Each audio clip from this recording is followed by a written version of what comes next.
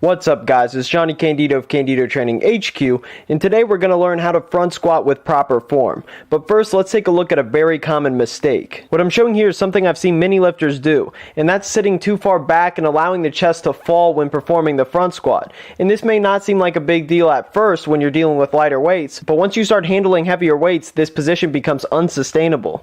Alright, so I broke it down into 3 simple steps to front squat with proper technique. The first step is crucial, and that is to bring your elbows up. Now you see most people on Rack the Weight taking a normal grip, and this is fine if you have exceptional wrist mobility, but most people do not. So this essentially makes it impossible to keep your elbows up. So what I suggest is that you just wrap 2 fingers around the bar, and this will make it easier to bring your elbows up, creating that front rack position that you want while your hands just help guide the bar rather than the weight actually resting on your hands. Keeping the elbows up is critical to maintain thoracic extension throughout the lift. You also might find this a bit more comfortable if you tilt your head slightly up. The second step is to open up your hips. Now you're not going to be using your hips to the same extent that you would in a back squat, but the reason why this is still important is because this allows you to stay upright without having excessive forward knee travel. The goal with these first 2 steps is to allow you to maintain an upright position, which is absolutely crucial when front squatting. Okay, the last step is to emphasize pushing off of your heels. Since the weight is in front of you, it's even easier to come up on your toes in a front squat than it is in a back squat. A mental cue I like to use is to think about pulling myself down into my heels. If you can stand your heels during the eccentric portion of the lift,